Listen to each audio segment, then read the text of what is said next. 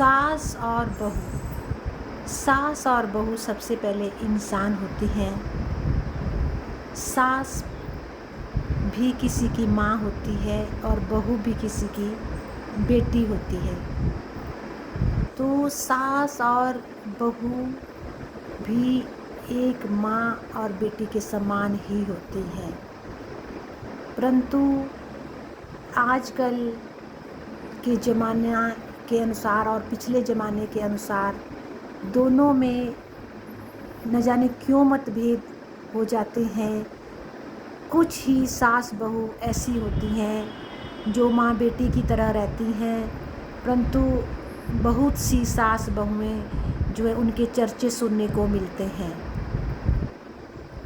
सबसे पहले ये जो कमी है, ये सबसे पहले तो उनके संस्कार ना होने के कारण है। क्योंकि यदि बेटी को माँ बाप बचपन से ही संस्कार दे दे, उसको सास और माँ का दर्जा सम्मान बनाने की शिक्षा दे दें, तो वो ये बात होगी ही नहीं। क्योंकि पढ़ाई के साथ साथ संस्कार होने बहुत ज़रूरी होते हैं और इंसानियत का होना बहुत ज़रूरी होता है। अगर माँ बाप पढ़ाई के साथ साथ बेटी को संस्कार दें, अच्छी शिक्षाएं दें, तो वो उसका जीवन सफल हो जाएगा और वो लोकप्रिय बन जाएगी। सास को भी ज्ञान होना चाहिए और बहू को भी ज्ञान होना चाहिए। क्योंकि पहले ज़माने में जो है लड़कियां ज़्यादा सुंदर कपड़े नहीं पहनती थी, ज़्यादा शिक्षित नहीं होती थी, और अब के ज़माने में लड़कियां भांति भांति के कपड़े पहनती हैं और शिक्षित होती हैं। पहले लड़कियां जो है ज़्यादा घूमने नहीं जाती थी, इधर उधर नहीं निकलती थी, और अब लड़कियां घूमती भी हैं। और तो इस प्रकार एज गैप के अनुसार भी उनमें अनबन हो जाती है।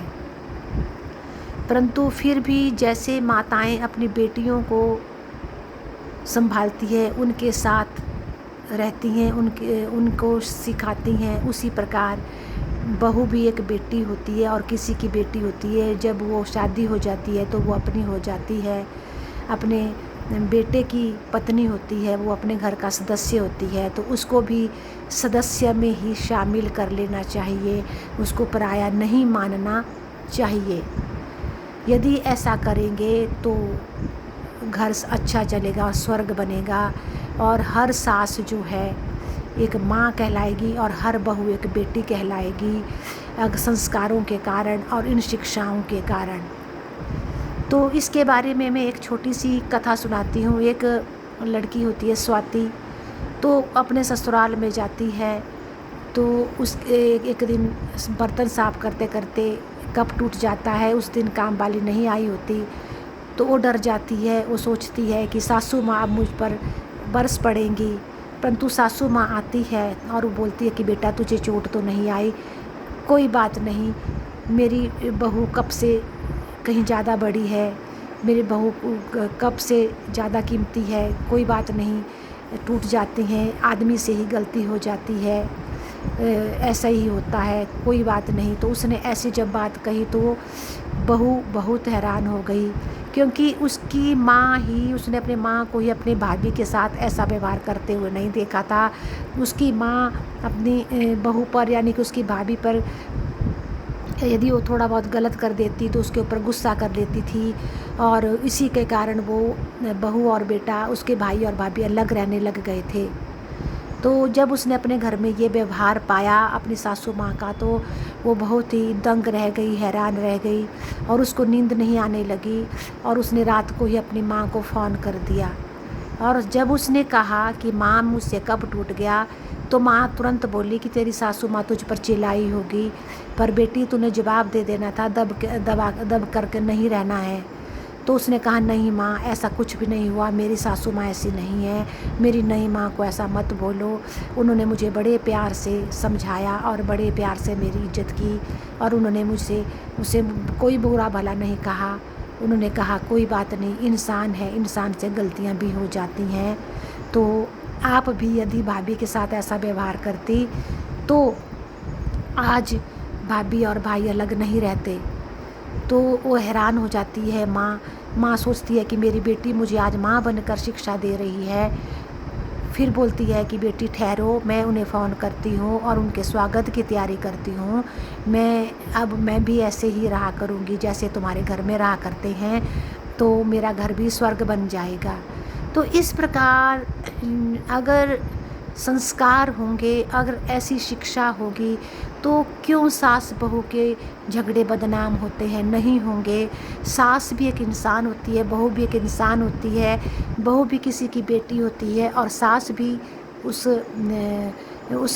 बहू के पति की माँ होती है।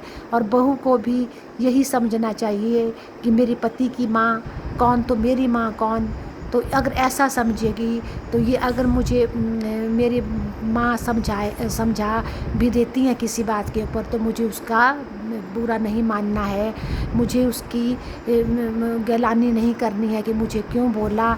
मुझे ऐसा सोचना है कि मेरी माँ मुझे अच्छा बनाना चाहती है और मुझे अच्छे रास्ते पर लाने की कोशिश कर रही है।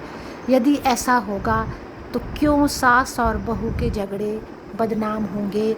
सास और बहू भी एक इंसान होती हैं और एक सास भी पति की माँ होती है और बहू भी किसी की बेटी होती है। तो इस प्रकार जो है घर स्वर्ग बन जाएगा। इस प्रकार के संस्कारों से अगर ओत प्रोत होंगी दोनों सास और बहू, तो वह घर जो है एक स्वर्ग के समान बन जाएगा। तो इस प्रकार हमें जो है यही शिक्षा अपनी बेटियों को देनी चाहिए।